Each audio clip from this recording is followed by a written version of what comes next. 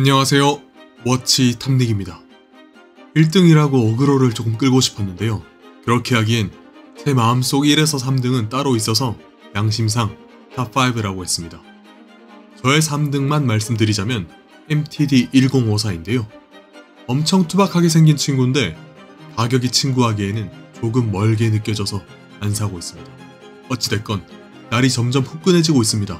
여러분은 여름 좋아하시나요? 저는 더운 걸 싫어하는데요. 그래도 시계 좋아하는 사람으로서 반팔에 다이버 시계를 찰 수 있는 계절이니 마냥 싫어할 수만은 없습니다. 드디어 다가왔습니다. 다이버 시계의 계절이 말이죠. 오늘 제가 이야기 드릴 시계는 MTD1049입니다. 카시오에서 요 몇 년 가장 대중적으로 사랑받고 있는 다이버인 듀로, 흑세치의 한참 전 세대의 다이버입니다.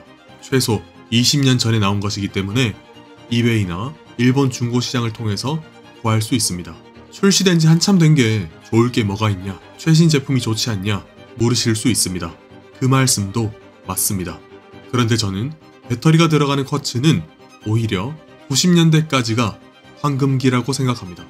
두말하면 입 아플 쿼츠 파동의 주인공 세이코에서 진짜 신기한 기능을 넣은 쿼츠 시계들이 종류를 전부 파악하기 힘들 정도로 출시됐다가 금세 사라졌습니다.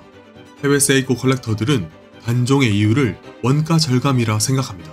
당시 출시된 쿼츠 무브먼트를 보면 요즘 것들이랑은 다릅니다. 테슬라의 자율주행이 업그레이드 되듯 쿼츠 무브먼트의 수준도 업그레이드 됐었습니다. 배터리가 들어가는 쿼츠 무브먼트는 돈이 안 되니 성장이 멈췄습니다. 다른 편에서 이야기 드릴 텐데요. 쿼츠가 전성기인 시절엔 오메가 시마스터보다 비싼 가격의 세이코 쿼츠도 있었습니다. 브랜드 세이코도 아니고 일반 쿼츠 모델이 말이죠. 그 정도였으니 과거에 얼마나 매력적인 쿼츠 시계가 많았을까요? 기계식과는 전혀 다른 매력인데 그 매력을 느끼신 분이라면 쿼츠를 좋아하실 겁니다. 저는 정말 한참 걸렸네요.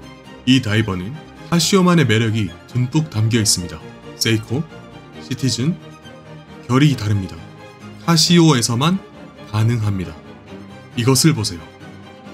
같은 일본 시계인 세이코나 시티즌에서 아날로그 시계에 이것을 도입할 수 있을까요? 슈퍼 일루미네이터는 12시와 6시 방향에서 라이트를 쏩니다. 굉장한 불빛입니다. 꽤나 재밌는 게 이 시계에 대한 진지한 이야기를 시계 포럼도 아니라 해외 유명 라이트 포럼에서 했다는 것입니다. 손전등 포럼에서 이 시계를 왜 주목했을까요? 바로 두 개의 LED 조명이 시계 안에 있다는 것이었습니다. 매우 밝아 긴급한 상황에서 비상한 광원으로 사용할 수 있다는 거죠. 이 시계의 절대적 매력은 LED 라이트에 있습니다. 지샥과 같은 전자시계에선 흔히 볼 수 있습니다. 하지만 우리가 주목하고 싶은 건 아날로그에 접목시켰다는 거죠. 타이맥스 인디글로도 있지만 저는 카시오가 더 좋습니다.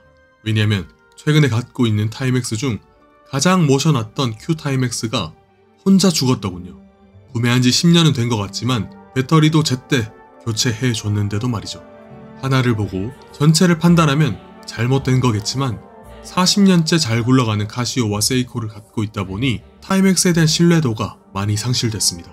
그래서 현재 구하고 싶은 시리즈가 있는데도 참고 있습니다. 케이스는 두꺼운 쿠션형 타입의 스틸 재질입니다. 러그는 수직으로 위아래 쭉 뻗었습니다.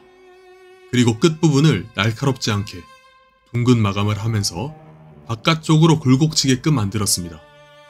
러그 끝부분은 어떤가요? 약간 드라곤 다리처럼 보이기도 하는데요. 오리처럼 생겨서 손목 안에 고정시키려는 모양을 지니고 있습니다. 저는 이런 게 디테일이라고 생각합니다. 가려진 모습에 포인트를 주는 거죠. 그리고 러그 전면부만 브러쉬 처리했고 나머진 폴리싱 처리했습니다. 전체적인 케이스의 모습은 현재의 카시오 다이버에서 발견되는 몰개성적이고 인기 제품을 답습하는 것과는 상당히 다른 모습이 느껴집니다. 구체적 사양으로는 럭투럭은 51mm로 길고 직경은 43mm로 넓습니다. 그리고 다이버로서 기본 구성 요소 중 하나인 스크류다운 타입의 크라운을 지니고 있습니다. 2시에 위치한 크라운은 아까 보여드렸다시피 라이트 스위치입니다. 돌아갈 것처럼 보이지만 고정식입니다. 이 두 개의 큼지막한 크라운은 시계를 프랑켄슈타인처럼 보이게 만듭니다. 마치 헤드에 박힌 대모처럼요. 그렇기 때문에 이 시계의 전체적 인상을 폭력적이라 말씀드리고 싶어요. 그리고 그 터프한 이미지는 블링블링한 고가의 다이버가 줄 수 없는 매력을 줍니다. 같은 다이버라도 결이 다른 거죠. 그리고 시계의 인상을 결정짓는 활용 정점이 글라스입니다. 높게 치솟은 돈명 미네랄 글라스는 다이얼을 보기만 해도 잠수가 생각나게 합니다. 인덱스를 보는 것이 마치 다이버 헬멧 안을 보는 느낌을 줍니다. 돔글라스가 만들어내는 곡률은 저렴한 느낌의 인덱스와 핸즈를 조금 더 다채롭게 보여줍니다. 그리고 소드 형태의 핸즈는 다이버의 강한 이미지에 플러스 알파를 보탭니다. 어떠셨나요?